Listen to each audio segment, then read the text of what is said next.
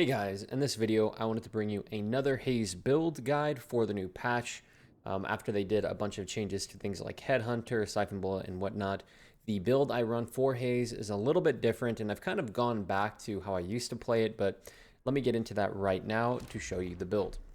Now, if you've been keeping up with my gun builds, you probably know there are going to be some differences already by looking at it, but I'm going to go through every item for the most part and try to give you a rundown of why I build what I do and the general playstyle, and then later on, I am going to be working on a overall Haze guide because I know a lot of people are struggling with Haze, and especially now that people have kind of figured out the meta, I feel like Haze has kind of become a lot harder to play, and especially because my win rate as well has been deteriorating, at least somewhat, because people have kind of found the meta and found the best way to build characters.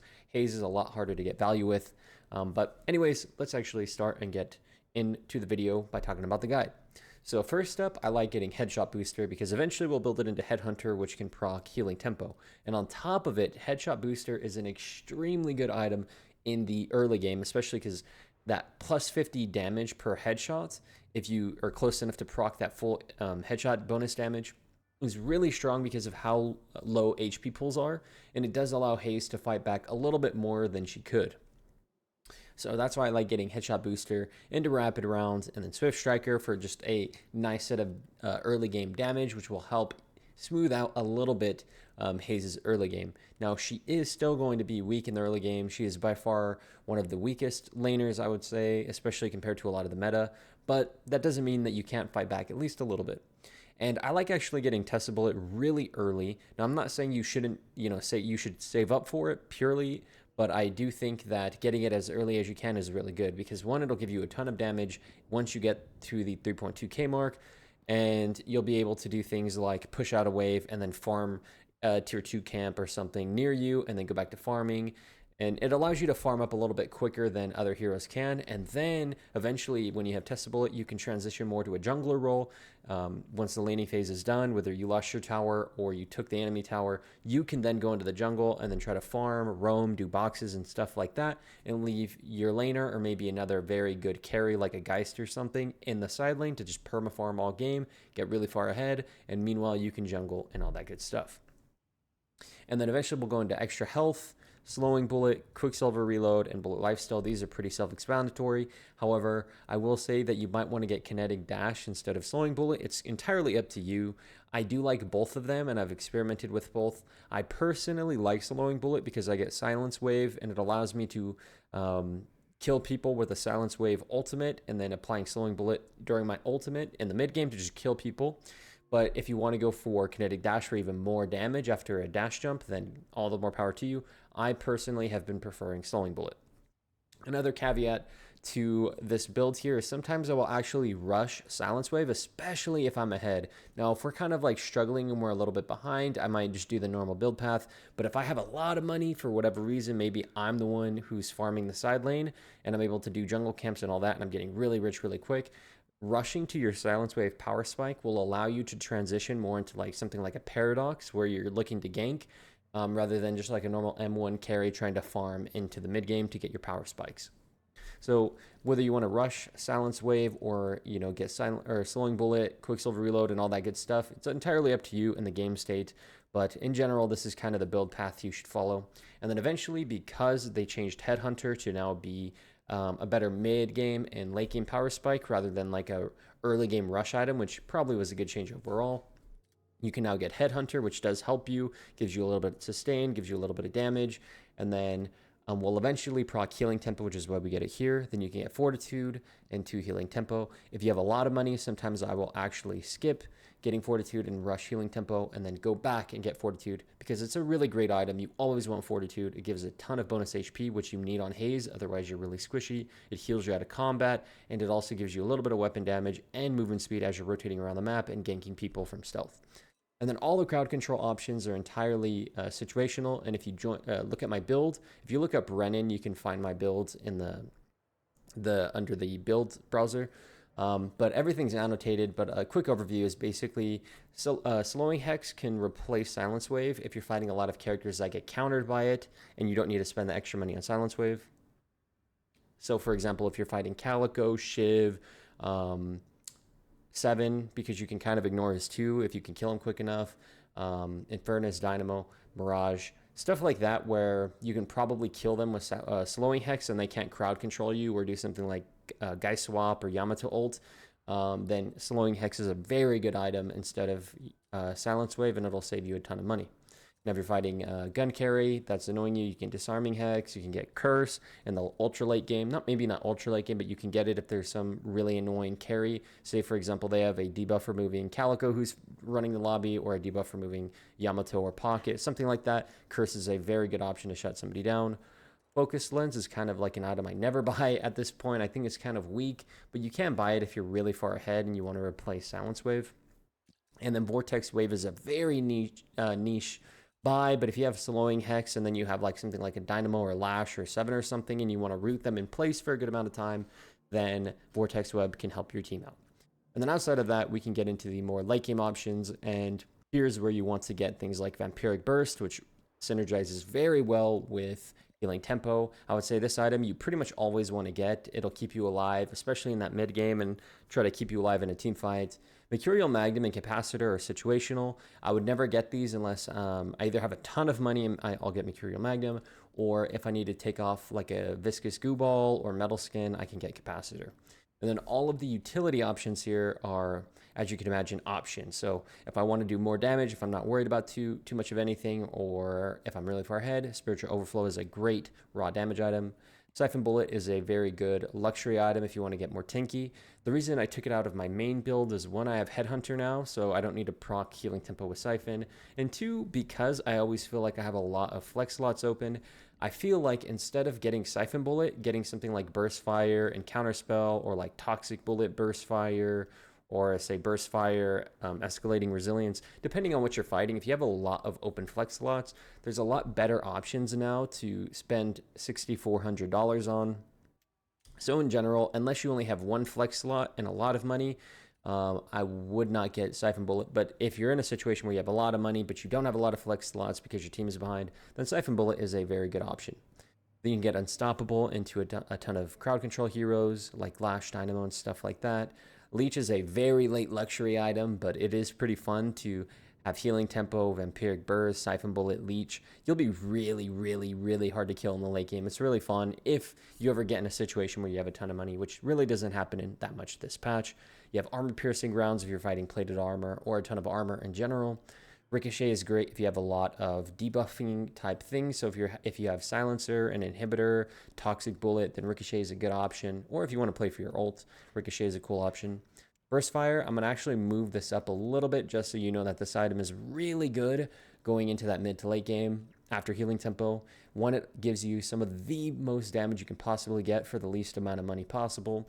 And because we have a lot of flex slots, which we need to fill up, going something like Burst Fire into Toxic Bullet, or Burst Fire into armor and stuff like that is really, really valuable over getting something like another tier 4. And then Glass Cannon is a very, very late luxury item, or an item where if you're super, super far ahead, you can actually try to rush it in that mid game instead of healing tempo and try to, snowball the lead. If for whatever reason you're really, really far ahead and you know you're going to keep getting kills, then Glass Cannon is a really good item before you get heal tempo.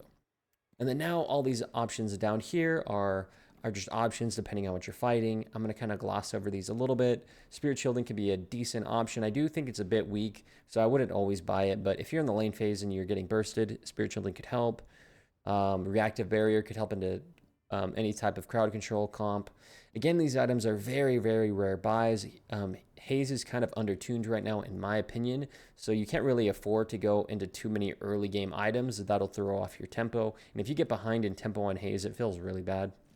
So these are really situational buys. If you can rely on your team, like if you're in a duo and you know you can trust them, then investing in early game items to stay alive and farm more without dying in lane, it could be a good option. Spirit Resilience, if they have a lot of spirit damage and you have a flex slot. Debuff Remover is good into any type of, it's good into crowd control comps, and if you need to remove something like Infernus's Afterburn. Counterspell is really good into Paradox, Swap, Holiday Grab, Lash Ult, Wraith Ult, stuff like that. Counterspell is a great option. Divine Barrier can help you if you want to get rid of like a really annoying pocket. In general, this is more of a support item, but hey, if you want to get it in that ultra late game, you can. Spellbreaker is really good into things like Yamato because of her Power Slash being a big portion of her damage, or Lash Slam. You can get this item in the ultra late game. Silencer is a great item into a ton of Spirit heroes. If you're fighting like a team of majority Spirit heroes, Silencer is a great option. And then Fury Trance is actually a really cool option as well. And it actually combos very well with Vampiric Burst. So you can get actually Healing Tempo, Vampiric Burst, and Fury Trance. And the great thing about comboing these two items right here is that Vampiric Burst gives you a ton of ammo. So you can like pop Fury Trance, unload your clip, and then Vampiric Burst, and then unload basically another clip without needing or worrying about not being able to use Quicksilver Reload because you're silenced during Fury Trance. And if you're ever fighting a very high amount of Spirit heroes, do actually try this combo because you'll be really, really hard to kill and do an insane amount of damage and have a lot of healing. So this is kind of a break case if you're fighting a ton of Spirit heroes. And then going into the anti-gun, Escalating Resilience is probably my favorite anti-gun item for the cheapest amount of money. Definitely a buy over getting Bullet Resilience, but say for example, I get really tanky with things like Leech, Siphon Bullet, and stuff like that, where I have a ton of HP, then getting Raw Armor could be really good as well. Battle Vest is kind of niche, but you can buy it if they're like in the early game, if they have a ton of weapon damage. Plated Armor is good into a lot of M1 heroes if you're fighting a ton of those. Middle Skin is a cheaper option that'll make you go immune. So say, for example, I'm fighting like a Viper who will kill me even if I have Escalating Resilience because his raw damage is so high. Then getting something like Metal Skin to be able to kill a Viper in a 1v1 could help you out. Juggernaut is also a very late option. If you're fighting a ton of M1, you could get something like Healing Tempo, Vampiric Burst into Plated Armor Juggernaut. You're going to be a semi-tank in that late game, and you're going to be able to kill basically any M1 hero in a 1v1 or just survive a team fight. And then for anti-heal, we have Inhibitor, great into a lot of squishy heroes that you want to apply a healing debuff on and a damage debuff on. It's a really good option. Crippling Headshot is very niche now because people don't buy a lot of armor, but if we ever get into a meta where people are stacking bullet armor and stuff, Crippling Headshot could be a great option. Toxic Bullet is probably my overall favorite damage or anti-heal item. Sometimes in that late game after Healing Tempo, I'll get Vampiric Burst, Burst Fire, and Toxic Bullet. It's a lot of damage in that late game. And then lastly, if you're really broke and you just need a quick anti-heal item, Healbane is another great option. Now that's going to be the overall build. And overall, I think what'll end up happening when you play this build is you're going to be a little bit tankier with a little bit less damage, but because we're in a meta where a lot of the meta heroes are very brawly heroes, so for example, Geist, Calico, Yamato, Shiv, Abram, a lot of these in-your-face, I'm going to be extremely hard to kill, and I'm going to one-shot you type heroes. The only way you can actually function without exploding is going to be crowd controlling them with things like Silence Wave, and slowing hex and whatnot, and then also getting a ton of like healing items and tanky-ish items.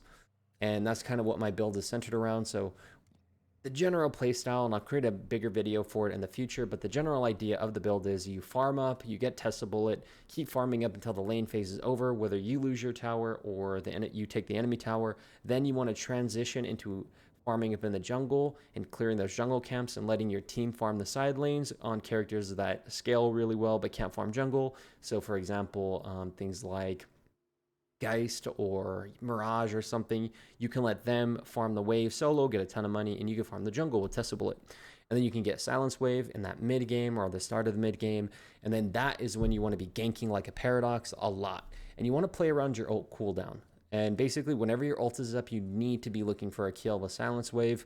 And even when you don't have your ult up, you still need to be looking to gank people with a teammate. So you could do something like I do, which is if you let like a Mirage side lane, you could be like, okay, there's nothing on the map. I'm going to tell my Mirage, hey, push up yellow and I'll shadow you, basically meaning I'll follow you in stealth or from behind cover, bait the enemy to attack you, and then when they attack you, I'll come from stealth, I'll Silence Wave them, put them to sleep, and we kill them and maybe get an objective.